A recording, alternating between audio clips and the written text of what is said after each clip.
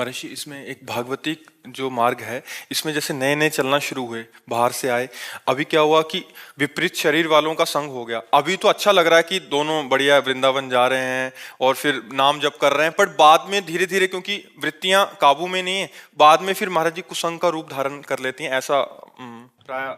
देखो, काम, क्रोध, लोभ, मोह, मद, मत्सर, ये 6 दोष हैं जो जीव को पतन के मार्ग में ले जाते हैं। इससे साधक कैसे बचे महाराज जी? अब वही बताया ना कि जिस वस्तु, व्यक्ति, स्थान के संग से हमारा भजन छूटे, हमारे गंदे आचरण बनने लगे, हमारा मन गंदा होने लगे, उस चूंकि क्या होता है इन अवस्थाओं में, जैसे भजन मार्ग में चल रहे हैं और साल भर से संयम में है, मन को एक जलन होती है, उसको भोग चाहिए। खुली बात समझो, मन को विषय चाहिए। अब कोई विपरीत शरीर वाला पुरुष को स्त्री मिल गया या स्त्री को पुरुष शरीर वाला मिल गया और दोनों साधक हैं, दोनों संयम में चल रहे हैं, पर दोनों का जे ही मिलन हुआ तो हमारा तुम्हारा पूर्व का संयोग है और फिर वो गलत आचरण शुरू हो जाते हैं। तो हमें लगता है कि इसीलिए गुरु आज्ञा में रहना अनिवार्य है, गुरुजनों की आज्ञा में रह करके कि अगर ऐसा है कि भगवान का हमारा आपका संयोग है तो चलो गुरु जी के पास और उनसे हाँ करवा दो, तब तो गुरु से चल तो भाग जाएगा, फिर कोई साथ थोड़ी आएगा। फिर ऐसे क्या है कि मीठी मीठी बातें करके हम लोग आपस में भ्रष्ट हो जाते हैं और फिर जब साल 6 महीना बाद कटुता पैदा होती तो फिर अलग अलग होकर एक दूसरे की निंदा करने लगे। फिर साल 6 महीना रहे तो फिर वो याद आने लगता है विषय सेवन, जहाँ विषय सेवन याद आया फिर वो काम जगा, फिर दूसरा कोई मिल गया, फिर भ्रष्ट हो गया। ऐसे जन्म के जन्म हम गंवाते चले आ रहे हैं। बहुत मिठास है सोचने में, ध्यायतो विषयान पुंसान संगास्तेषुपजायते संगात संजायते कामा। ये बात बहुत समझनी साधक साधिकाओं को कि अगर आप वास्तविक भगवत प्राप्ति करना चाहते हैं और विपरीत शरीर का संग करेंगे, स्त्री शरीर का संग पुरुष शरीर, पुरुष शरीर का स्त्री शरीर, तो बचना असंभव है। चाहे जितनी कसम खा लो और चाहे जितनी पवित्रता से रहने का नियम ले लो, बच नहीं सकते। आज नहीं तो कल, कल नहीं तो परसों आप भ्रष्ट ही हो जाएंगे। अगर स्त्री शरीर को आजीवन ब्रह्मचर्य रहना है तो ऐसे कथा सत्संग आदि की बात अलग है, अपने वास में, निवास में प्रवेश नहीं होना चाहिए।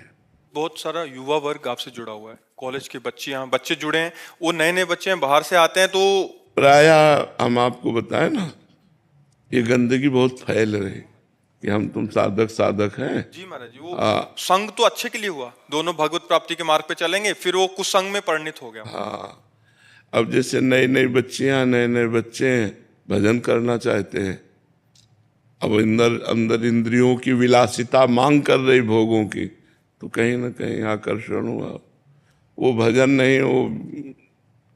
पर बचना चाहे तो बच सकता है, जब आप ही नहीं बचना चाहते तो कौन बचा सकता है? जब आप ही भ्रष्ट होना चाहते हैं, बिल्कुल रकील खींच दें और भगवान का भरोसा रखे, भजन करे तो बच जाए। नहीं तो मन बहुत बेईमान है ना, वो ऐसे राजी कर देता है कि यार कुछ तो है, जो संसार आसक्त है इसमें साधक सोचता है, और मेरा मन लालच, एक बार देख लेते हैं, और एक बार गया कि ऐसा दलदल है, निकल पाना बड़ा कठिन होता है। तो हमें लगता है जिसके संग से हमारी इंद्री, हमारा मन भगवान से विमुख होकर भोगों की तरफ जाए, वो सीधा कुसंग है, कोई भी हो, मन बड़ा बलवान है, जब तक भगवत प्राप्ति नहीं हो जाती तब तक ये भ्रष्ट कर सकता है, चाहे 50 वर्ष का हो चाहे 80 वर्ष का हो, ये कुछ इससे फर्क नहीं पड़ता। मन में कोई फर्क नहीं पड़ता, चाहे वो 80 वर्ष का वृद्ध हो, वो भ्रष्ट आचरण की तरफ चेष्टा करेगा।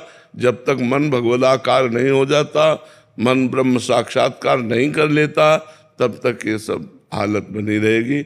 और ये बहुतायत होगा। बहुतायत इसलिए होगा कि इंद्रियों को रोकना और मन को रोकना बहुत कठिन है।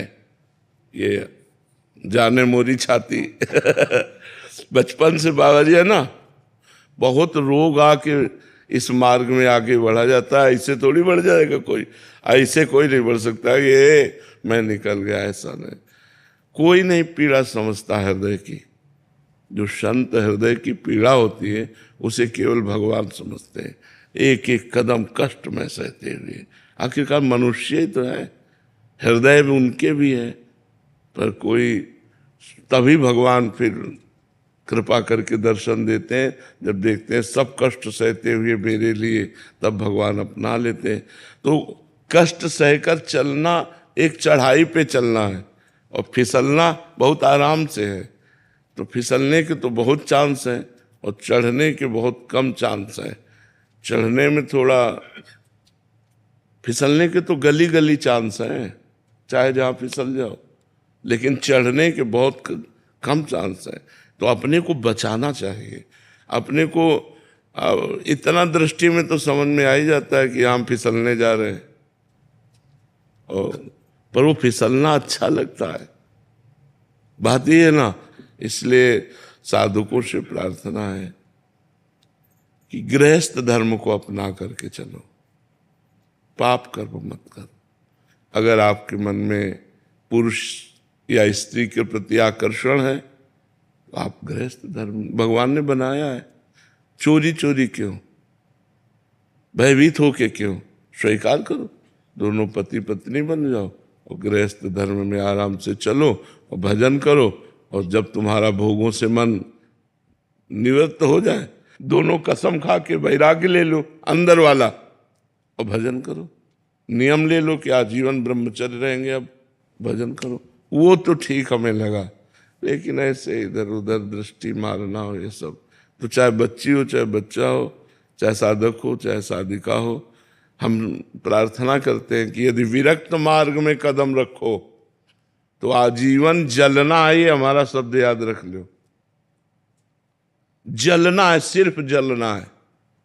क्योंकि जब तक पूरे पाप नष्ट नहीं हो जाएंगे, जब तक मन इंद्रियां पवित्र नहीं हो जाएंगी, तो भगवान का दर्शन खिलवाड़ समझते हो क्या? निर्मल जन मन सो मोहि पावा, मोहि कपट छल छिद्र न भावा। भगवान क्या कह रहे?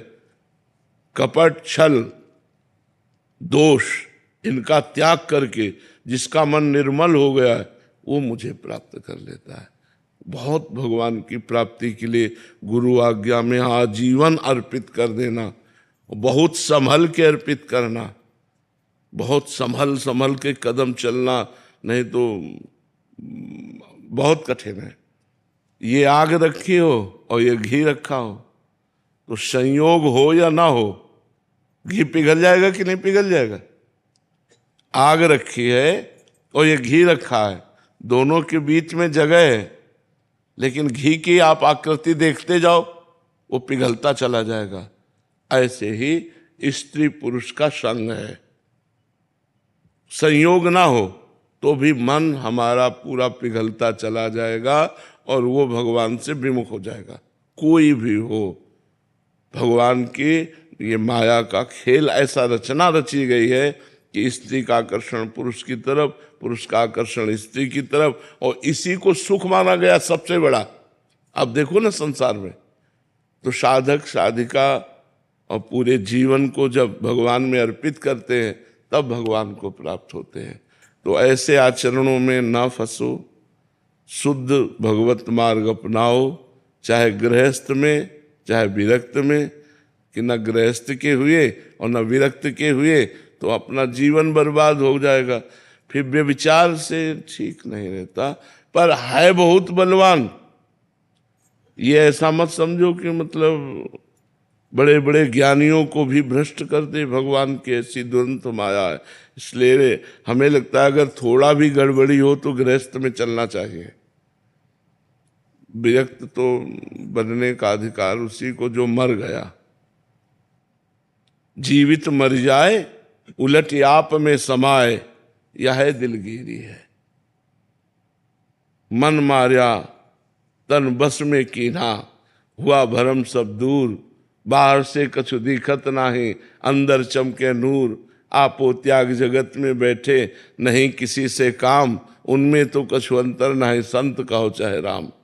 वो बात बहुत अलग है। तो बहुत संभल के चले, नहीं आए थे हरिभजनन का, औंटे लाख कपास। एक उदाहरण में बताते हैं, एक कंचन एक कामिनी, ये लांबी तलवार। आए थे हरिभजन का और बीचे लीन्ही मार, बीच में ही काट के गिरा दिया। तो बहुत संभल के चला जाए तो ठीक है।